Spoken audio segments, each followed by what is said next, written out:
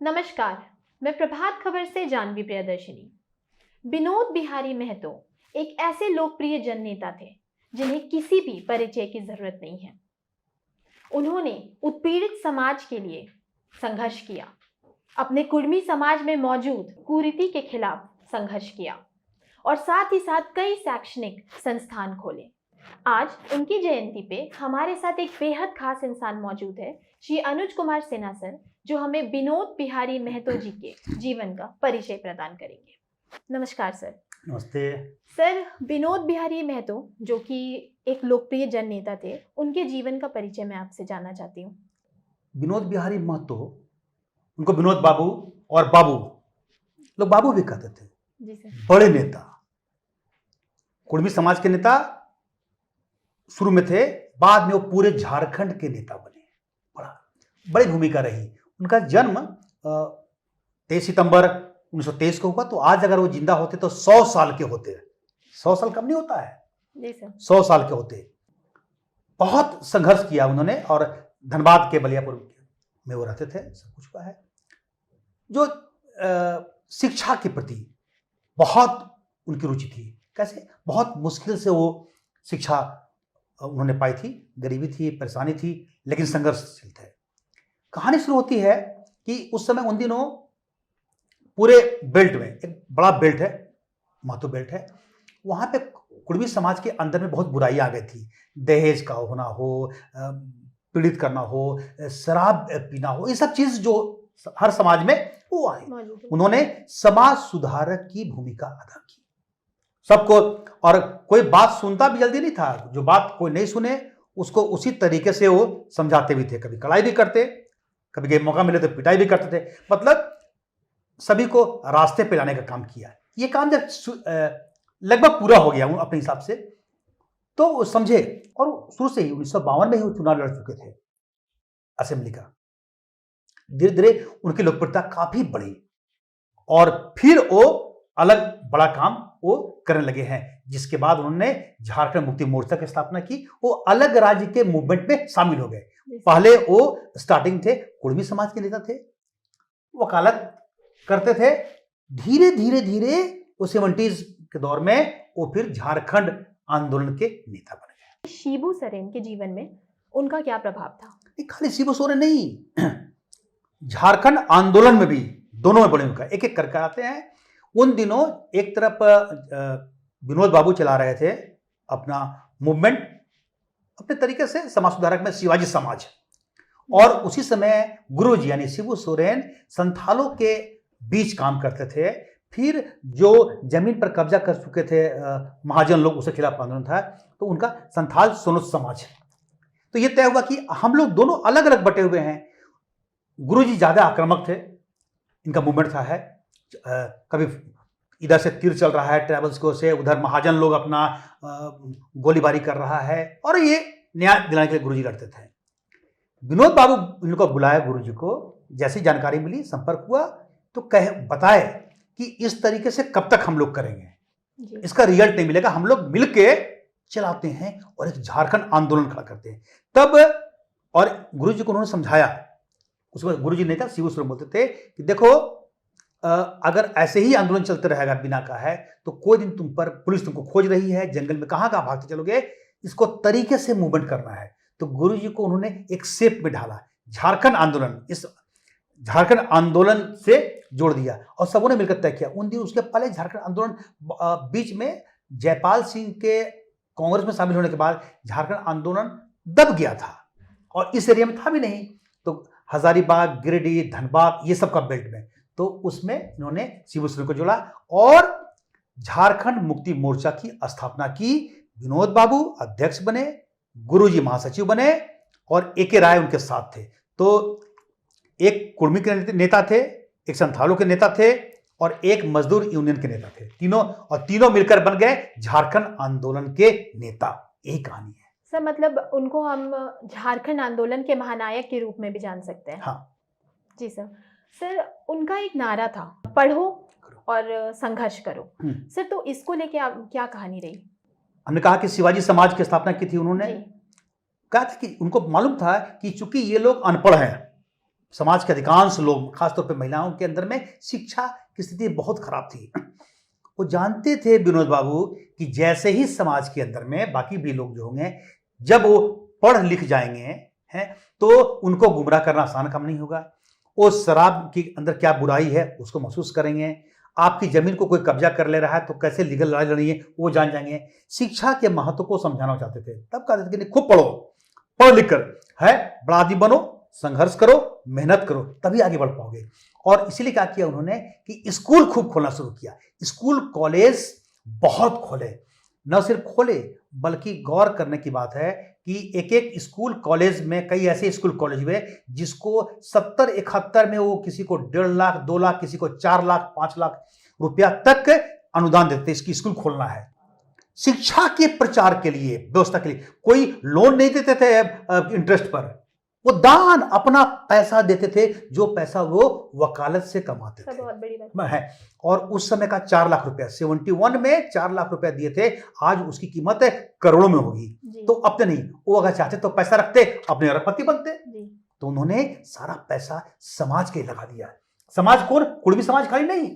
जब वो स्कूल खोले तो ऐसा नहीं कि उसमें से खाली कुर्मी महतो पढ़ेंगे, वो तो सबको को पढ़ेगा। उसमें ट्राइबल्स में रहेंगे, बाकी नॉन ट्राइबल्स के बच्चे हो सकते हैं, कोई भी रहेगा, गांव के लोग हैं। तो शिक्षा पर उन्होंने जोर दिया और उसका रिजल्ट भी मिला।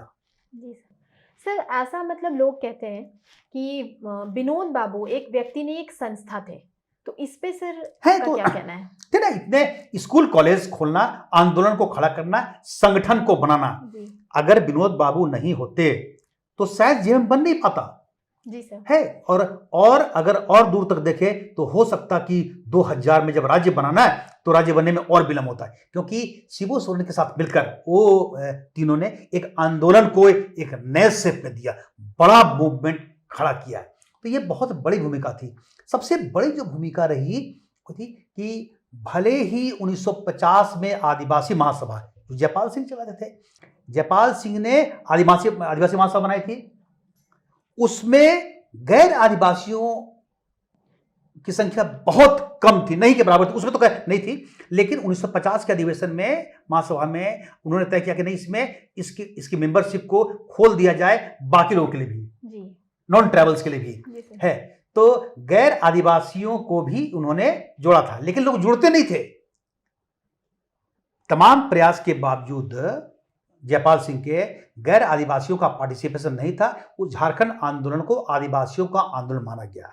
लेकिन जब शिबू सोरेन, विनोद बिहारी महतो, ये लोग जेएमएम बनाए और विनोद बिहारी महतो जुड़े तो उनके साथ बड़ी संख्या में महतो और बाकी लोग जुड़ गए। तो एक तरीके से मेरा अपना मानना है कि जैसे ही विनोद बाबू जेएमएम का गठन किया उन्होंने और झारखंड आंदोलन को शेप दिया, वैसे ही इस आंदोलन में बड़ी संख्या में गैर आदिवासी जुड़े और ये आंदोलन पीक पे मिल गया। तब क्या आदिवासी और गैर आदिवासी दोनों ने मिलकर इस आंदोलन को मुकाम तक पहुंचाया। ये बड़ी ताकत रही और झारखंड पाने में ये बड़ा रोल रहा। सर, क्योंकि विनोद बाबू पेशे से एक वकील थे, तो सर वकालत की तरफ उनका रुझान कैसे हुआ? वकालत, एजुकेशन, सब लंबी कहानी है जी। तो पढ़ाई किए थे, मैट्रिक पास किए थे और फिर पारिवारिक पृष्ठभूमि थी ऐसी कि बहुत पैसा नहीं था उनके पास, तो एक नौकरी कर ली है। उसी समय उन पर एक कमेंट कर दिया गया, ठीक है, तुम कुछ भी कर लोगे, रहोगे बाबू, पेशकार ही रहोगे, ऐसा कुछ कमेंट किया था। उनको बड़ा खराब लगा है। उसके बाद मैट्रिक पास करने के बाद वो लंबा गैप हुआ था, उन्होंने नौकरी छोड़ दी, सरकारी नौकरी छोड़ दी और फिर कॉलेज में एडमिशन लिया, फिर लॉ किए और वकील बन गए। और उन्होंने तय किया कि नहीं, ये अगर मेरे साथ हुआ है तो बाकी लोगों को भी दिक्कत होती है, इसलिए सबको पढ़ाएंगे। और उन्होंने स्कूल कॉलेज खोलना शुरू किया, वकील बने। और वकील बने तो ऐसे नहीं कि सिंपल काम, उन्होंने तय किया कि जब वकील बने हैं तो बड़ा काम करेंगे। तो बड़ा काम क्या किया? पूरे जोन में, जहां जो जिस एरिया में वो रहते थे, बोकारो स्टील प्लांट का था, बाकी जगहों पे कभी डैम के लिए, कभी प्लांट के लिए, स्टील प्लांट के लिए जमीन का अधिग्रहण होता था। तो कोई था नहीं, कोई सपोर्ट करने वाला नहीं था। जो भी बेचारा रैयत है उसको जो पैसा दे दिया, वो क्या करेगा बेचारा, डर के कुछ तो लड़ देते है। तो इन्होंने बताया कि नहीं, कहां से लड़ेगा केस, जानकारी थी। विनोद बिहारी महतो ने तय किया था कि हम विस्थापितों को, जिनको विस्थापित किया जा रहा है, उसकी लड़ाई खुद लड़ेंगे।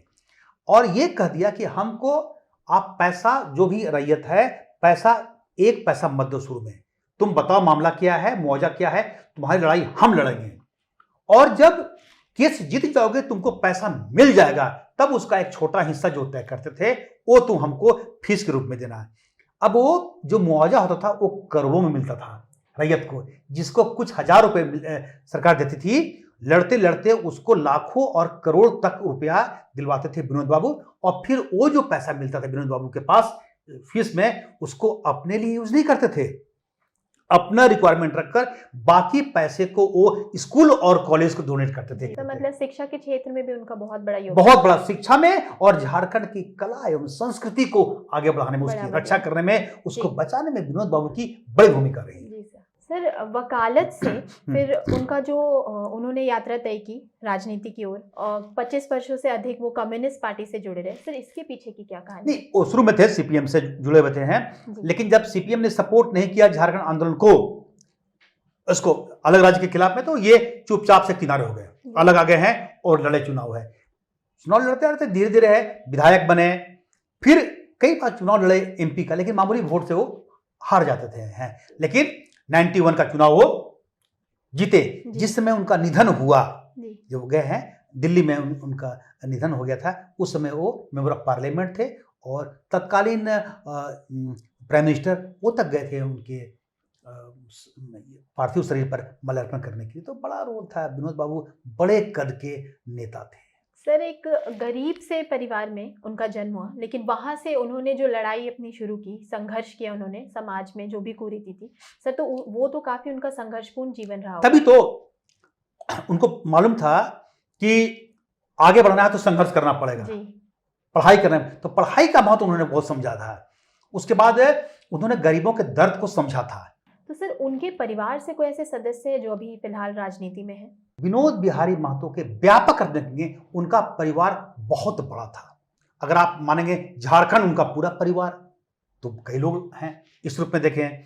कुड़बी समाज, तो कुड़बी समाज भी उनका एक परिवार उसके बाद का दौर में आ गया है, वो उनका परिवार रहा है। तो झारखंड की पॉलिटिक्स के धुरी रहते हैं कुड़बी समाज के लोग। कितने लीडर पैदा हुए, आज भी कितने लोग निकल रहे हैं। तो विनोद आज जो नाम आता है, जयराम का नाम आ रहा है, उसके बाद शीतल का नाम आ रहा है, बाकी जितने लोग हैं सुदेश महतो भी हैं, नेता हैं, उसके बाद उधर विद्युत हैं। तो ये सब जितने लोग कुड़बी समाज के जो नेता हैं, बाद उनके बाद की पीढ़ी के नेता सुरेंद्र महतो जो लोग हैं, ये सब लोगों के आदर्श विनोद बाबू रहे हैं जी। तो उनका एक परिवार रहा। तो ये सब तो पॉलिटिक्स में रहे ही, ये दूसरी कड़ी की हुई है। तीसरा हुआ जो पारिवारिक संबंध, मतलब वो खून का रिश्ता हुआ। तो उनके लड़के राजकिशोर महतो जो पढ़ाई इंजीनियरिंग जिन्होंने पढ़ाई की थी, उसके बाद वो लॉ भी कर लिए हैं, और उसके बाद वो यहाँ के गिरिडीह से एमपी भी बने थे। तो वो एक आए थे, उनका भी दुखद डेथ उनका हो गया है। उसके बाद के जो लोग परिवार के लोग हैं वो राजनीति करते हैं, लेकिन अभी एमएलए एमपी उधर नहीं बने हैं। तो हम इनको, जब परिवार की बात आएगी विनोद बाबू का, तो विनोद बाबू का परिवार पूरा परिवार था। इवन गुरुजी उनको मानते थे कि हमारे धर्म पिता हैं। तो ये सम्मान शिबू सोरेन, उनको उस सम्मान, धर्म पिता का सम्मान बड़ा सम्मान होता है। तो शिबू सोरेन उनको अपने परिवार, वो शिबू सोरेन को अपने परिवार का ही सम्मानते थे। एक जगह जिक्र नहीं हुआ कि क्या महत्व था शिबू सोरेन के जीवन में उनका।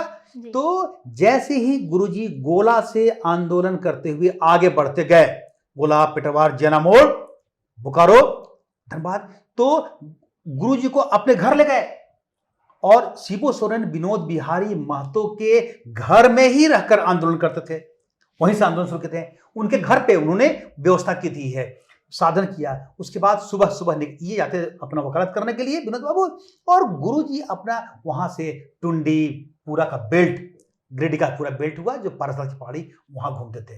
तो गुरुजी के मूवमेंट का जो केंद्र बना था, स्टार्टिंग में शुरुआत था, वो विनोद बाबू का घर ही था, उनका अपना घर था। तो ये सब तो उन्हीं के परिवार के हिस्से हैं, इतना क्लोज था। इसको तोड़ना, अभी चंद कई इशूज को लेके दुनिया चारों ओर नजर आने लगी है, प्रयास करते हैं, लेकिन जो संबंध शिबू सोरेन में और विनोद बाबू में था, उसका कोई जवाब ही नहीं था, है ना। जो पिता तुल्य मानते थे, दोनों एक दूसरे के प्रति, ठीक है वैचारिक मतभेद कई बार हुए, तो दोनों का बैकग्राउंड दो था ना, तो हो सकता है हुआ, लेकिन एक दूसरे के प्रति सम्मान, इज्जत, उसमें कभी कोई कमी नहीं आई। तो ये थी झारखंड के सबसे लोकप्रिय जननेता विनोद बिहारी महतो के जीवन का परिचय। प्रभातखबर.com, विश्वास वही, रफ्तार नहीं।